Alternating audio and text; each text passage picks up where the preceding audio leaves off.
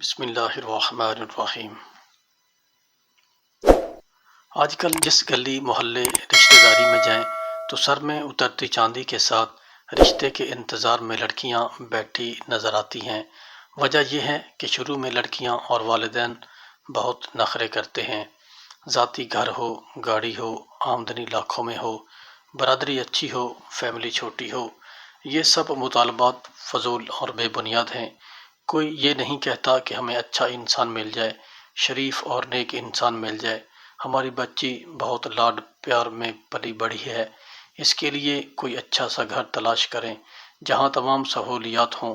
رشتہ جب دکھاتے ہیں تو پسند نہیں آتا، یہ اس کا خرچ کہاں سے پورا کرے گا، یہ کہہ کر انکار کر دیتے ہیں۔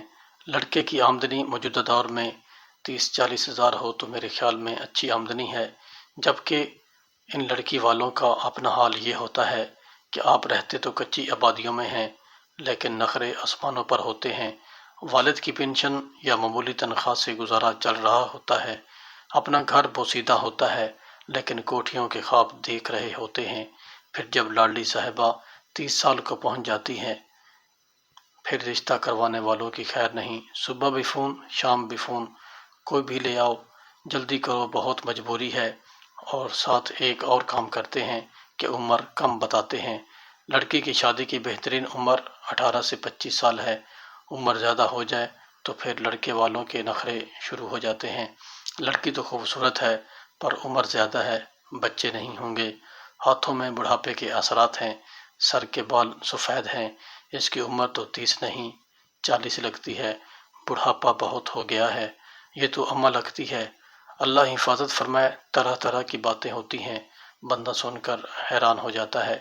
زیادہ پیسے والوں کے چکر میں نہ پڑیں، جن کے پاس شادی سے پہلے تو سب کچھ ہوتا ہے، خوب سبز باغ دکھاتے ہیں اور شادی کے بعد اچانک حالات خراب ہو جاتے ہیں۔ رشتہ کروانے والے کو دینے کے لیے بھی کچھ نہیں ہوتا ان بیچاروں کے پاس۔ اللہ حفاظت فرمائے ایسے لوگوں سے۔ میں تمام والدین سے گزارش کرتا ہوں کہ کوئی بھی مناسب سا جوڑ دیکھ کر رشتہ طے کر دیں، اللہ اسی میں برکت عطا فرمائے گا۔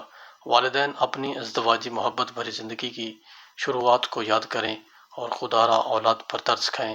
یہ دنیا جزا سزا کی جگہ نہیں، لیکن اگر اللہ آپ کو دکھا دیتا کہ جوان بچی کو گھر بٹھانے اور خاوند سے دور رکھنے کا کتنا بڑا گناہ ہے تو آپ گھر ہی داخل نہ ہوتے جب تک رشتہ تلاش نہ کر لیتے۔